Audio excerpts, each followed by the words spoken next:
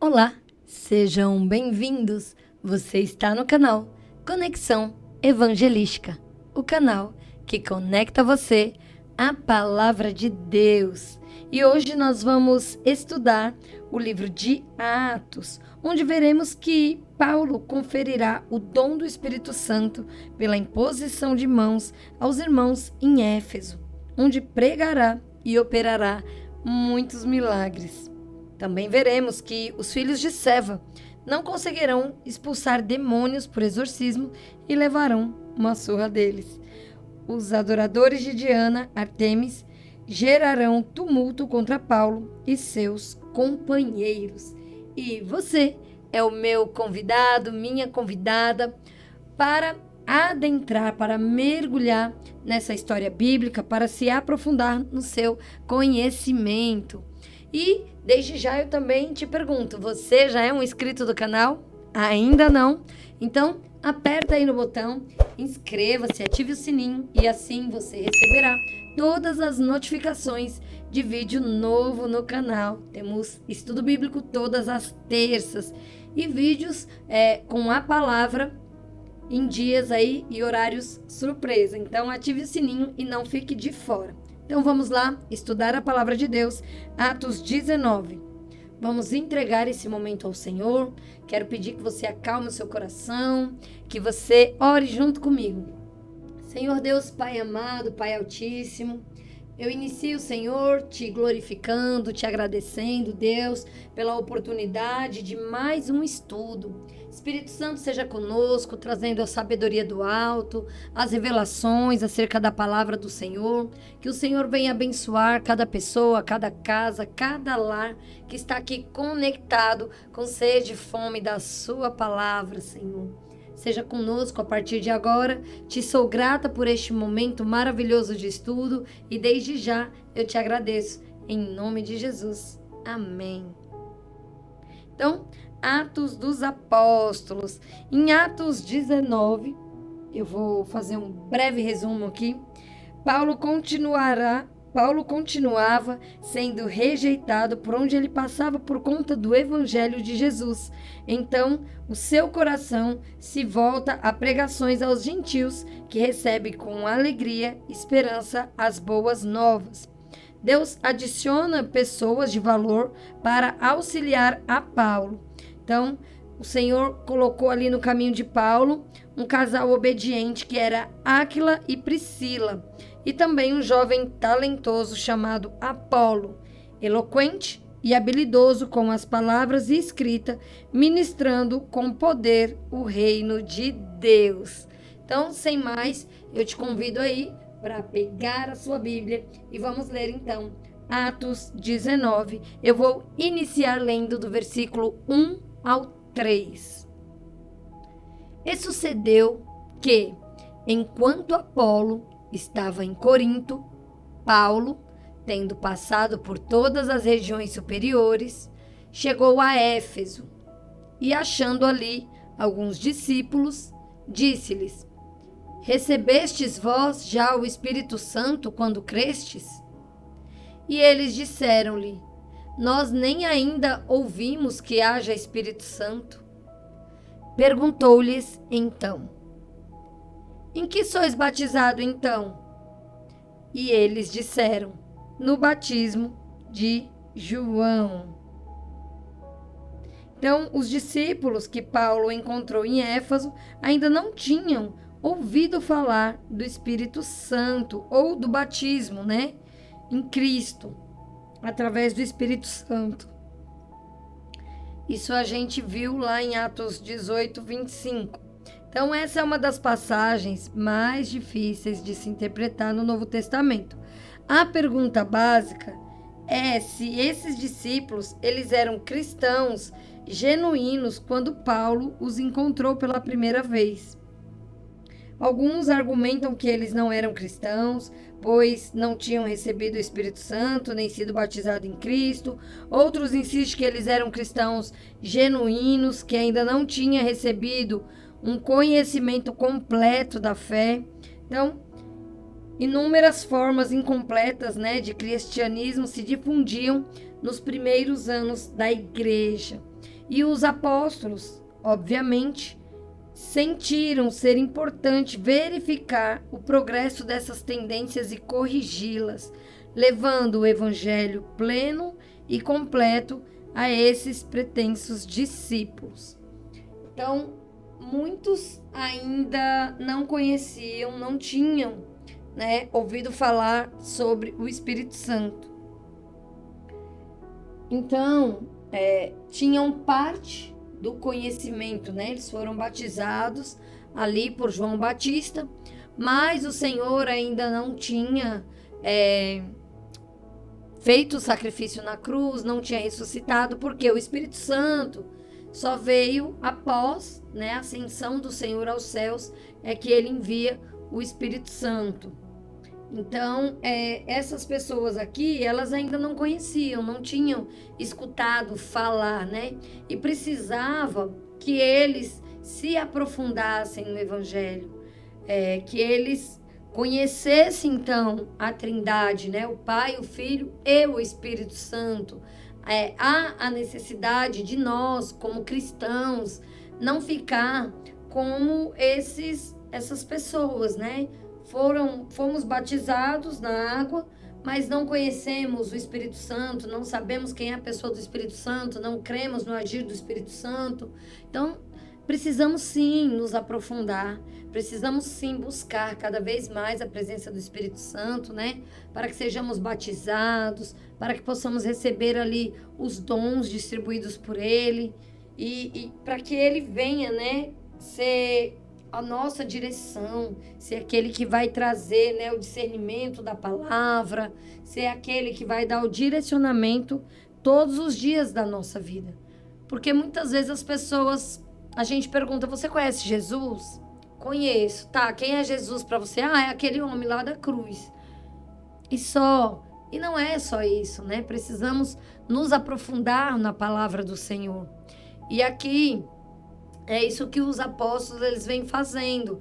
Eles vêm tirando ali as pessoas do raso e levando para um conhecimento mais profundo do Evangelho, mais profundo da Boa Nova, de Cristo. Versículo 4.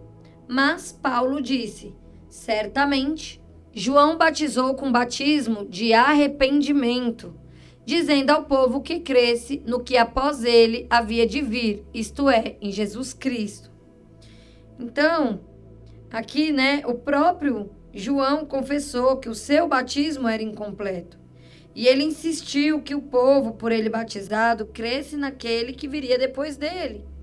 Então, a gente pode ver isso no livro de Mateus, no capítulo 3, no versículo 11, João, ele vem pregando arrependimento, ele vem pregando esse batismo de arrependimento, mas ele fala que o que vem depois dele vai batizar com fogo, é o que vai trazer o batismo do Espírito Santo, O João Batista, ele nunca disse que seria só aquele batismo, mas ele mesmo já dizia, que após ele viria uma pessoa ao qual ele não era digno de desatar-lhe as correias das sandálias.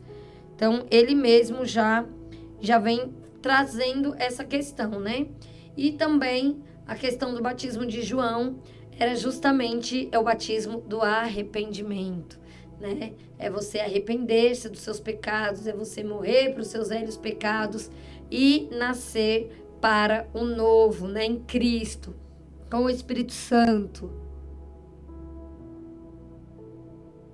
Versículo 5 e 6. E os que ouviram foram batizados em nome do Senhor Jesus. E, impondo-lhes as mãos, veio sobre eles o Espírito Santo, e falavam línguas e profetizavam. Então, aqui primeiro, a gente vê a questão da imposição de mãos. Só funciona com a imposição de mãos? Não. Mas aqui é uma das formas, É a imposição de mãos ali. Paulo transfere, para eles o Espírito Santo. E a ordem da conversão aqui, ela segue o padrão tipo em Atos, com exceção da imposição de mãos e a menção de falar em línguas, né? E a habilidade de profetizar como resultado imediato da vinda do Espírito Santo.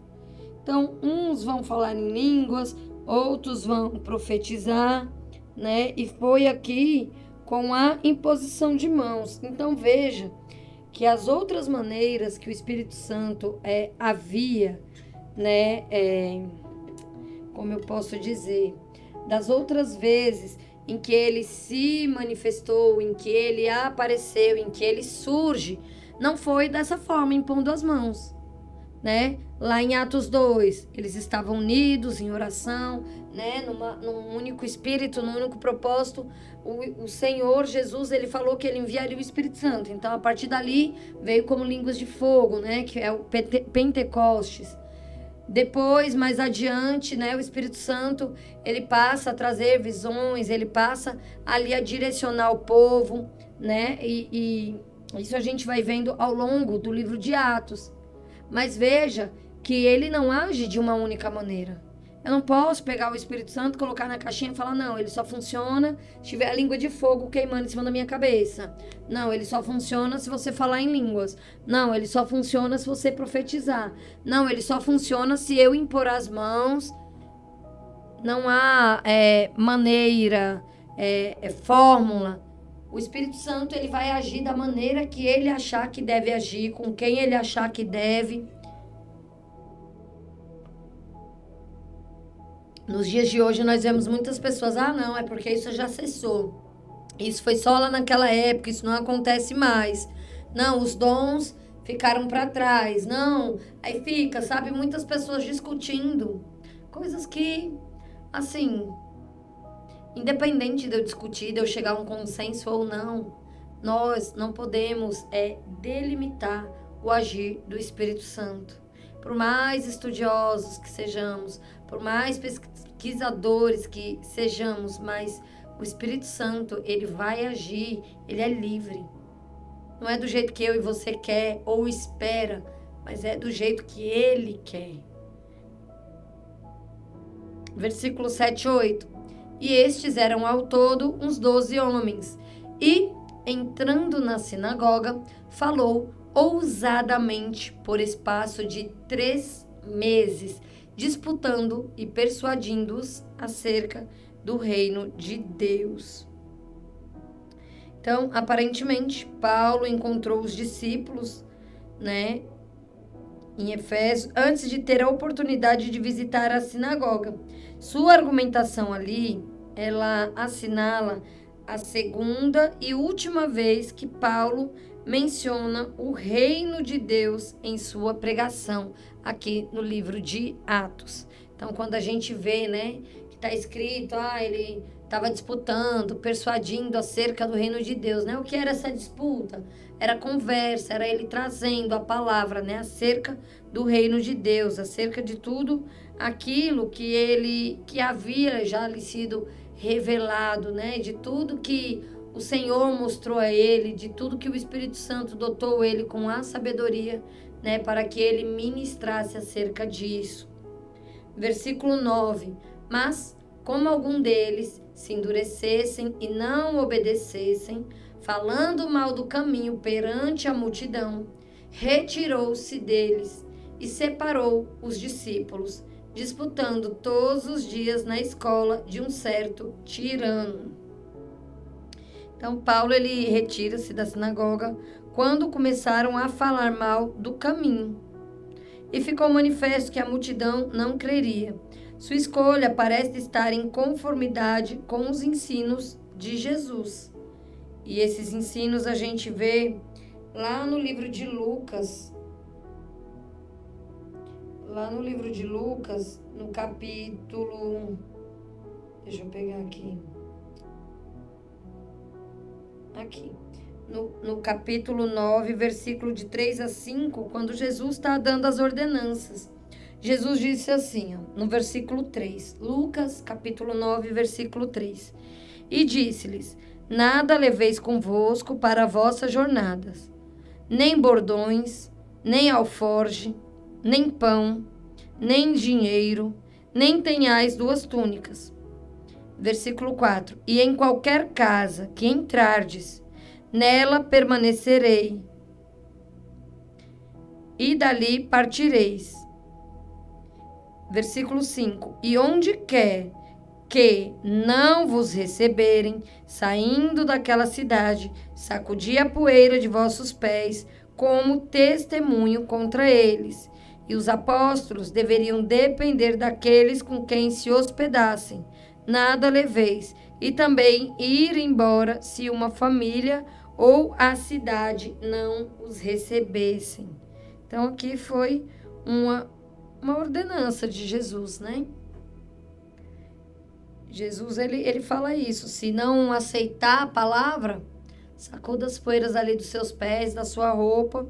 A sua parte você já fez, né? Então, Tirano era o proprietário. Aqui a gente vê o nome, né? Tirano. Tirano era o proprietário da escola ou ensinava ali regularmente. Inscrições com seu nome têm sido encontradas em Éfeso, datando dessa época. A escola em si não foi descoberta, mas é como eu falo, né? A arqueologia, ela vem trazendo coisas datadas da época bíblica, né? Vem confirmando, então, tudo que está escrito na Bíblia, muitas coisas vêm sendo achadas, comprovando, assim, a veracidade. Versículo 10. E durou isto por espaço de 2 anos, de tal maneira que todos que habitavam na Ásia ouviram a palavra do Senhor Jesus, assim judeus como gregos. E aqui, olha, após 3 meses falando na sinagoga, Paulo ele passou mais 2 anos ensinando em Éfeso.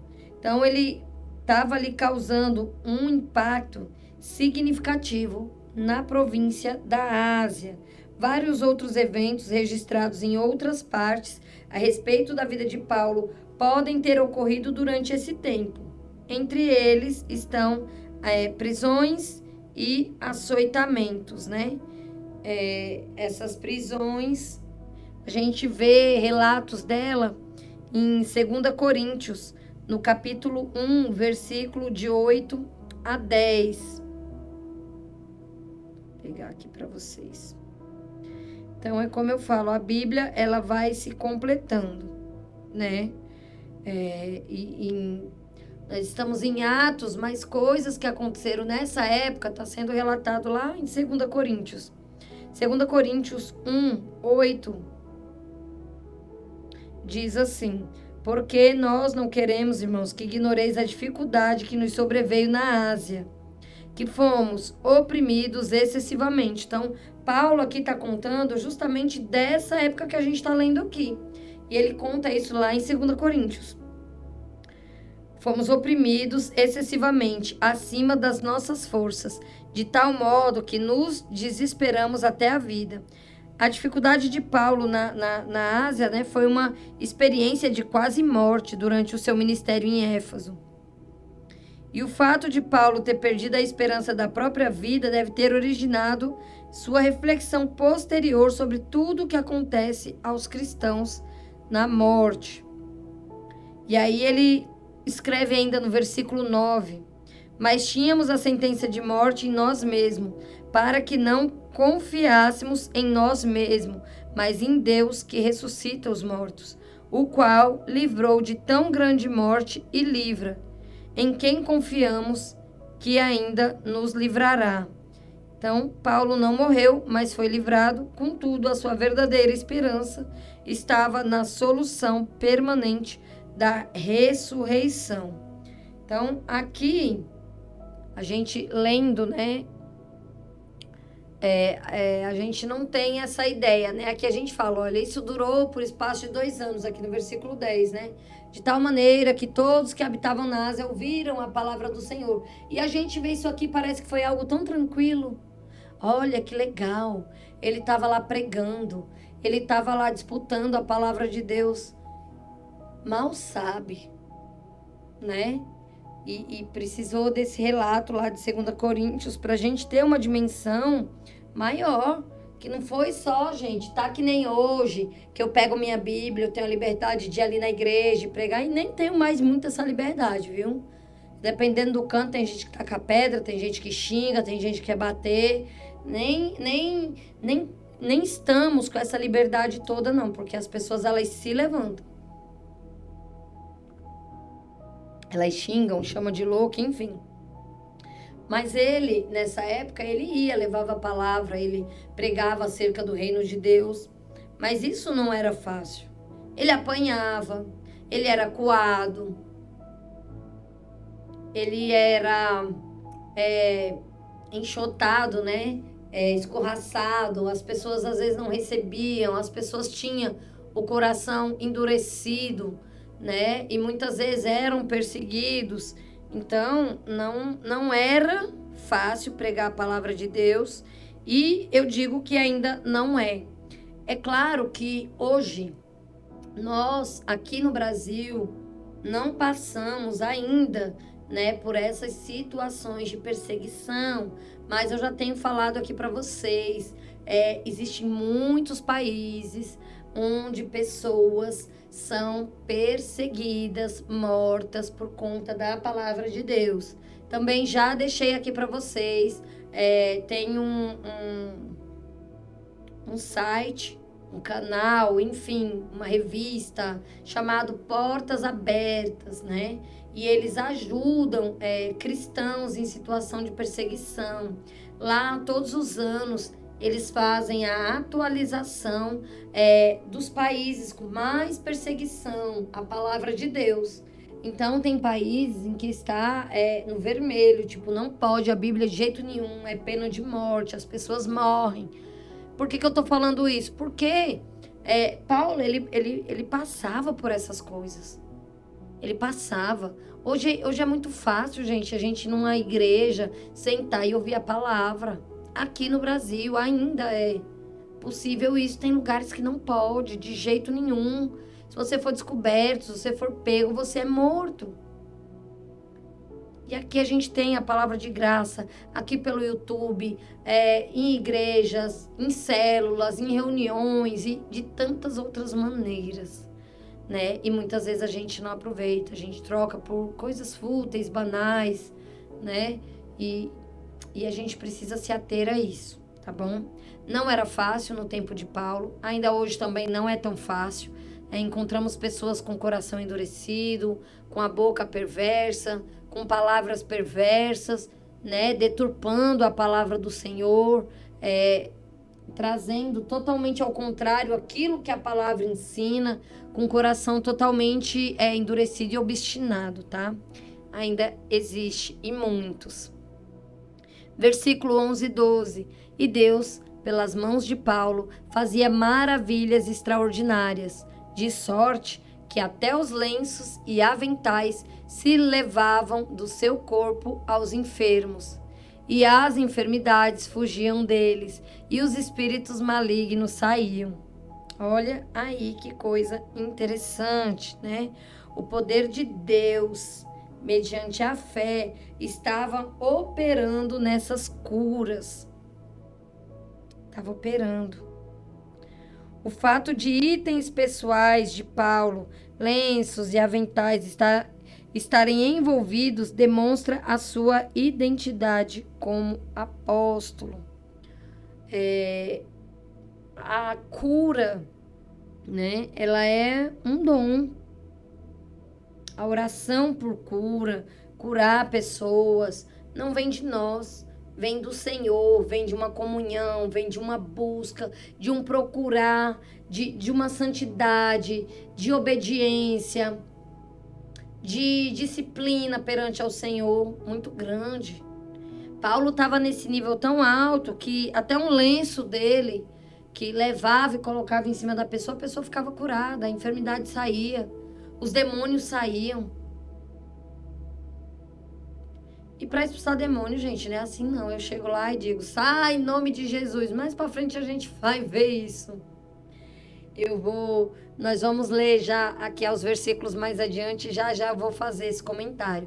Mas por que Paulo, né, tava desse jeito, tipo, as enfermidades fugiam, né? Só com lenço, só com intimidade com Deus, santidade, renúncia, busca, obediência. Todas essas coisas, né?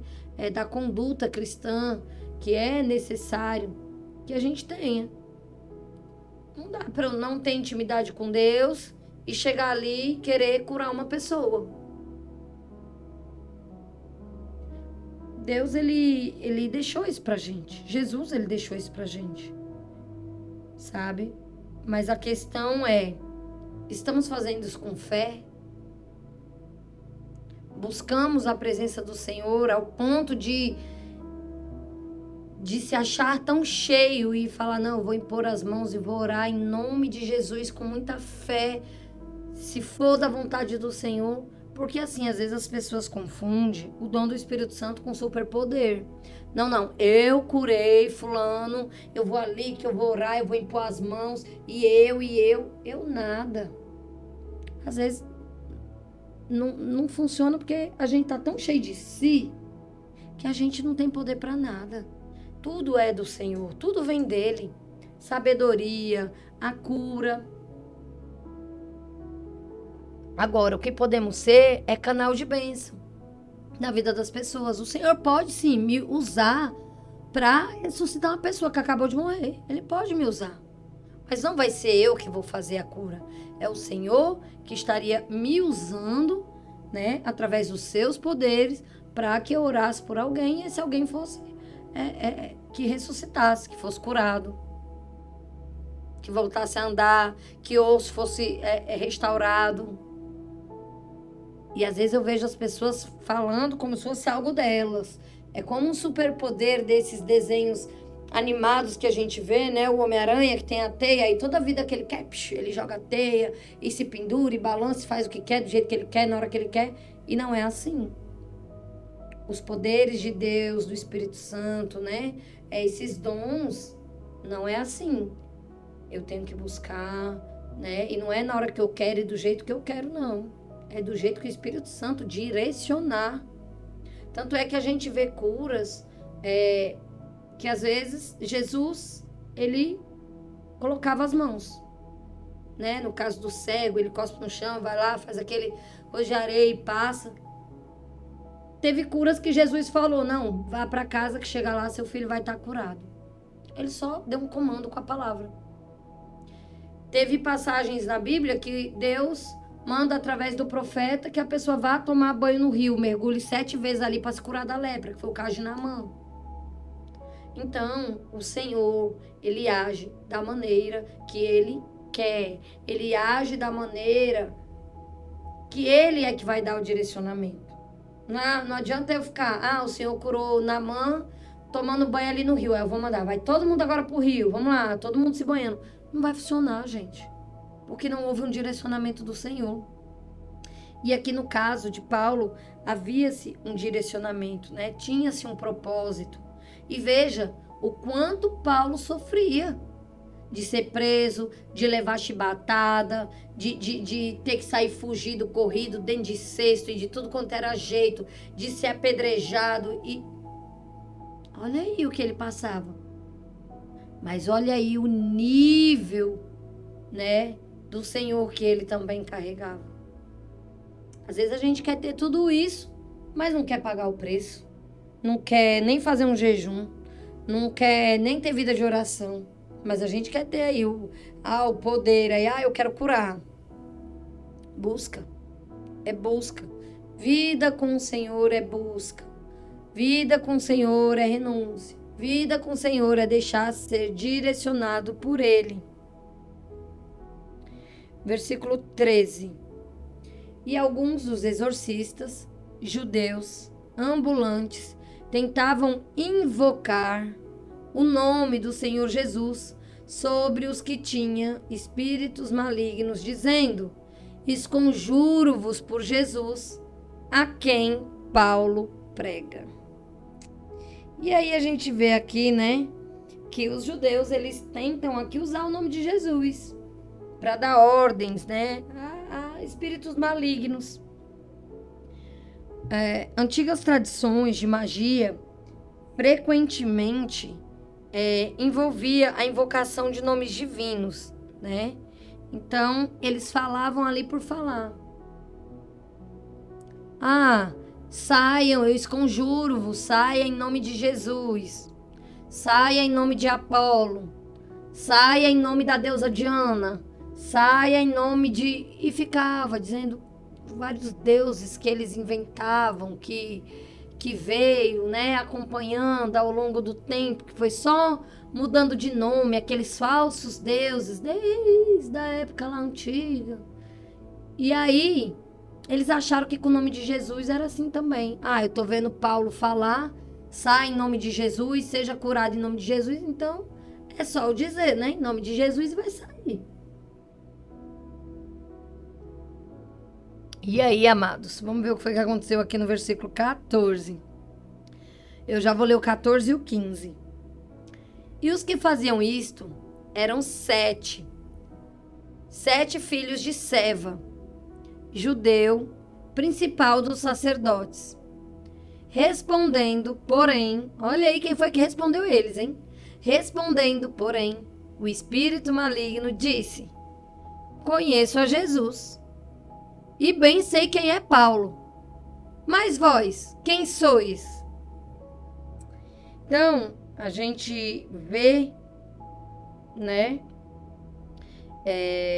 Aqui tinha a interação de magia com o judaísmo, né? E eles estavam tentando. Então, gente, quando os espíritos malignos...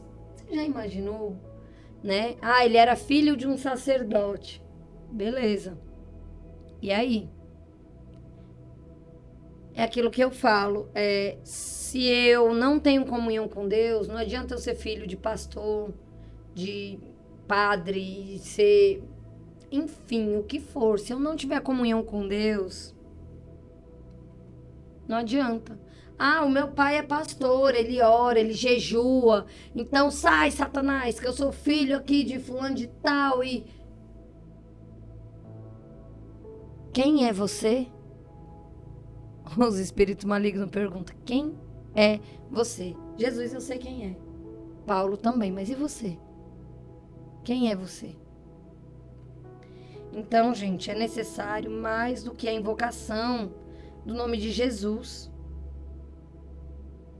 para se prevalecer sobre as forças demoníacas. O espírito maligno sabia que os exorcistas não compartilhavam da autoridade de Cristo por meio da fé. E é isso que eu estava dizendo. Não adianta eu ir lá, bonitona, sabichona, sai em nome de Jesus e não sei o quê. Cara, eu não tenho vida com Deus, eu não tenho um devocional, eu não leio a palavra de Deus nem uma vez por dia. Eu vou num culto a cada domingo, a cada 2, a cada 3, a cada vez no mês, a cada ano. Não busco estar na presença do Senhor, não falo com o Senhor, não tenho intimidade com o Senhor, mas quero usar o nome dele, porque todo mundo usa e dá certo. Será que é assim mesmo? Meus amados, Satanás ninguém engana. A própria palavra diz que ele anda ao nosso derredor. Assim como Deus vê tudo que nós fazemos, tudo que estamos fazendo, ele também vê. Ele sabe da nossa vida, da hora que a gente dorme até a hora de dormir de novo. Ele não dorme. Ele tem tempo livre para isso. Aí, bonitinho, a pessoa lá tá endemoniada, aí o demônio que tá lá já me viu, já sabe da minha vida. Tô lá, toda destroçada, não tenho vida de oração, não jejuo, não leio a palavra. É com nome feio na boca, é fazendo só o que não presta. Aí vou pra igreja, tô lá, amém, aleluia. Vejo alguém falando, sai em nome de Jesus, seja curado em nome de Jesus. Eu tô indo pra igreja. Então eu também vou fazer. Se eu falar em nome de Jesus, pronto. Aí Satanás vai olhar pra minha cara, vai dizer, muito bonito. Tu pensa que me engana? Eu que sou o pai da mentira, aí tu tá pensando que tu vai mentir, é pra mim, é? Tu tá pensando que eu vou sair, é assim, é? Quem é você? Qual é a tua autoridade? Nenhum. tu faz as mesmas coisas que eu te mando. Eu mando em tu, não é tu que manda em mim, porque eu mando tu mentir, tu mente. Eu mando tu trair, tu trai. Eu digo pra tu não ler a Bíblia, tu não lê. Se tu me obedece, agora tu vai querer mandar em mim? Isso é, assim, eu tô fazendo uma conjectura, uma simulação dos demônios falando com a gente. A gente vai lá expulsar o demônio e o demônio olha, rapaz, que eu saiba é tu que me obedece, não sou eu que tenho que te obedecer, não. Eu mando tu faltar no trabalho, eu mando tu inventar que tá doente, eu mando tu mentir pra tua mãe, pro teu pai, eu mando tu enrolar tempo no trabalho, gastar tempo, eu mando tu não trabalhar e tu me obedece em tudo. Agora, você quer vir me tirar daqui? Com que autoridade? Com que poder? Se tu nem crê, tu tá dizendo esse nome aí por dizer, mas tu nem crê, tu não se santifica, não vejo tu orando, não vejo tu fazendo o que não presta. E aí, gente, passa vergonha. Porque não temos autoridade. Porque a autoridade não vem de nós, vem de Cristo. Mas essa autoridade é para filhos. Filhos que creem. Filhos que têm comunhão com o Pai. Filhos que buscam estar na presença do Senhor. Não é de qualquer jeito, não. Não é eu dizer, não, Jesus, não, Jesus. E faço o que por Jesus? Eu não leio a palavra, eu não prego pra ninguém, eu fico mandando os outros se lascar. Da minha boca sai mais coisa ruim do que boa. Eu tô com meu coração todo amargurado, eu não perdoo, eu não nada disso. Aí quero ir lá dar ordem pra Satanás, é? Se eu tô em obediência a ele. Por isso, amados, que precisamos estar atentos. Precisamos estar atentos. Somos vigiados todos os dias. Satanás, ele fica ali espreitando uma brecha. Às vezes ele manda uma pessoa endemoniada logo cedo para falar besteira, para ver o que é que você vai fazer, o que é que você vai falar. Tem aquele dia que você acorda, aí você fala, menino, logo cedo apareceu uma pessoa aqui só para infernizar. Tem, acontece, ele manda mesmo. Ele manda mesmo, para ver qual é o nível de autoridade que a gente tá. Pra gente ver a necessidade de estar na palavra. Ora, se ele foi tentar Jesus lá no deserto, você acha que ele não vai tentar nós, meros mortais? Você acha que ele não vai usar pessoas para falar coisas para nos ofender? Por isso que precisamos estarmos atentos. Aqui, ó, não é a primeira vez que a gente vê pessoas expulsando. Lá em Atos 16 a gente viu também, quando Paulo expulsa. Mas por que Paulo tem autoridade? Por quê? Por que esses 7 filhos de um sacerdote não conseguiu? Porque não se consagra. Porque não tem... o resumo, não tem moral para isso. A gente só tem moral para falar determinadas coisas. A gente só tem autoridade quando a gente está naquela posição. Não adianta eu falar de uma pessoa que deve outra, se eu também estou devendo outra. Eu tá lá falando, ó, fulano deve lá na esquina. E eu tô devendo a Mariazinha, a Zefinha, e não pago. Aí que autoridade que eu tenho para falar dos outros? Agora, se eu tenho meu nome limpo, se eu não tô devendo a ninguém, se eu faço minhas coisas tudo certinho, eu tenho autoridade para falar. Mas se eu sou igual a outra pessoa, qual é a autoridade?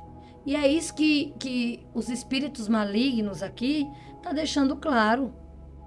Quando ele pergunta, quando ele fala, olha, eu conheço a Jesus, eu sei da autoridade e do poder de Jesus, eu conheço. Eu sei quem é Paulo. Eu atormentei ele na prisão ali, eu fico me levantando todo tempo contra ele, o caba é de Deus mesmo. Mas e você? Versículo 16. E saltando neles, o homem que tinha espírito maligno e Eita, peraí, gente. Assenhoreando-se de todos, pôde mais do que eles, de tal maneira que nus e feridos fugiram daquela casa. Gente, olha aí as consequências de uma invocação leviana do nome de Jesus. Foi algo assim severo. O fato de os homens fugirem nus era especialmente humilhante, visto que os judeus rejeitavam a nudez.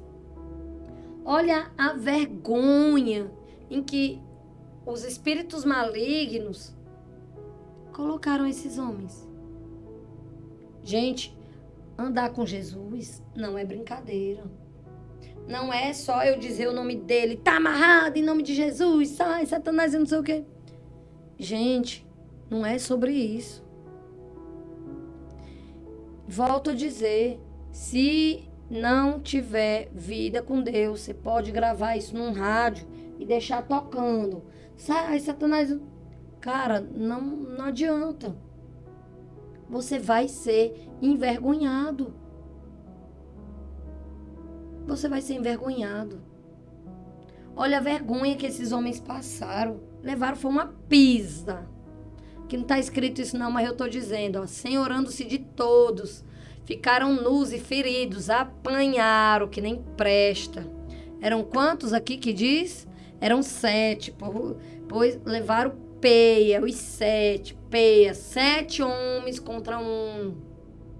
Levaram peia, apanharam, tiveram que sair correndo, fugido, pelado, passando vergonha na frente de todo mundo. Por quê?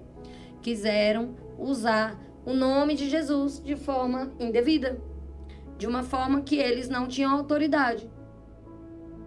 O Senhor, Ele dá autoridade para mim, para você, de expulsar espíritos malignos, de curar, de fazer muitas coisas. A própria palavra do Senhor diz isso. Mas é assim, eu vou falar o nome de Jesus e tá tudo certo? Não. Não é só isso, né? Então, as consequências assim foi terrível. Versículo 17 e 18. E foi isto notório a todos os que habitavam em Éfeso, tanto judeus quanto gregos, e caiu temor sobre todos eles, e o nome do Senhor Jesus era engrandecido, e muitos dos que tinham crido vinham confessando e publicando os seus feitos. Então, o nome do Senhor Jesus, em vez de ser ultrajado, foi magnificado. Quando as pessoas compreenderam que o poder do Senhor não estava disponível para qualquer pessoa controlar e manipular. Não é assim. Eu falo e tá tudo certo. Não. Tem um caminho a seguir. Tem um processo. Versículo 19. Também muitos dos que seguiam artes mágicas trouxeram os seus livros e os queimaram na presença de todos e, feita a conta do seu preço, acharam que montava a 50.000 peças de prata. Assim, a palavra do Senhor crescia poderosamente e prevalecia. Então, antigamente, gente, os livros eram caros. 50.000 peças de pratas representa uma grande quantia, sabe? Naquela época. E aquelas pessoas, elas iam e queimavam. E olha aí, né? Desde quando, gente? Tem esses livros, essas coisas de magia e essas coisas de baralho e de adivinhação e de tudo isso. São coisas muito antigas e que a todo tempo a gente vê a palavra do Senhor repreendendo, a palavra do Senhor falando que não faça, que vai passar vergonha. Então, essas pessoas que estavam ali, elas entenderam isso. E elas vieram e queimaram esses livros. Olha isso. Olha o tanto, 50 mil peças de prata. Era muita coisa. Mas tudo isso eram formas de exaltar o Senhor. E o nome dele, a palavra dele crescia. Versículo 21. E, cumpridas estas coisas, Paulo propôs, em espírito, de ir a Jerusalém, passando pela Macedônia, pela Acaia, dizendo: depois que houver estado ali, importa-me ver também Roma. Então, Paulo pretendia retornar aos lugares por onde já havia passado, evangelizando em sua segunda viagem missionária. E depois de ir a Jerusalém, antes de viajar mais para as regiões ocidentais. Versículo 22. Enviando a Macedônia 2 daqueles que o serviam, Timóteo e Erasto, ficou ele por algum tempo na Ásia. Então, esses eram os planos, né, de Paulo, de passar novamente por onde ele já havia passado, por onde ele já havia evangelizado. Então, hoje eu finalizo por aqui, tá? Vai até o versículo... Deixa eu olhar aqui para vocês. O estudo, ele vai até o versículo 35. Mas eu vou parar aqui no 22, para não estender demais o vídeo. E aí eu faço, então, na próxima semana, a parte 2, tá bom? Pra gente finalizar, então, Atos 19. Então, vamos aqui orar, agradecendo por esse momento, né? Que fique pra gente claro essa questão da importância da comunhão com Deus, da importância do relacionamento, da busca com o Senhor. E com tudo isso, o Senhor, ele nos dá autoridade em seu nome. Senhor, muito obrigado, Pai, por essa palavra poderosa, por essa palavra, Senhor, maravilhosa, ao qual o Senhor deixastes. Senhor, que nós venhamos ter aprendido, Pai, a ter a comunhão, a te amar, a te honrar, Senhor, e a cumprir o teu mandamento, Senhor, amar a ti sobre todas as coisas. Que a tua palavra, Senhor, venha estar cada dia, Deus, mais clara no nosso coração. Que nós possamos, Senhor, estar sendo guiados pelo teu Espírito Santo todos os dias, Senhor, todos os dias. Que venhamos, Senhor, carregar essa autoridade, Senhor, dada por Ti, através do nosso relacionamento, através da nossa busca, através, Senhor, de tudo aquilo que o Senhor já nos direcionou aqui, Pai. Que cada pessoa aqui seja alcançada, Senhor. Que cada pessoa aqui, Pai, venha se aprofundar cada vez mais na Tua palavra, Deus. Que venhamos, Senhor, andar nessa sua autoridade, em Teu nome, Senhor. Porque o Teu nome, Pai, quando falado com autoridade, ele quebra cadeias, ele transforma, Senhor. Ele aniquila toda mentira, Senhor, trazendo a Tua verdade. Então, Senhor, muito obrigado, Pai. Que as pessoas que assistirem esse vídeo venham queimar no coração, Senhor, de continuar estudando, continuar estando, Senhor, na Tua presença, Te buscando, Pai. Buscando a Ti todos os dias. Que todos sejam abençoados, em nome de Jesus. Amém. Então, fica aqui o meu muito obrigado por assistirem até aqui. Não esqueça de se inscrever no canal, deixar o joinha e ativar o sininho. Compartilhe esse vídeo com outras pessoas, convide mais pessoas, né? Para aumentarmos esse canal Conexão Evangelística, conectados pelo Evangelho. Que seja assim. E eu vejo vocês, então, no próximo vídeo. Fiquem com Deus. Tchau, tchau.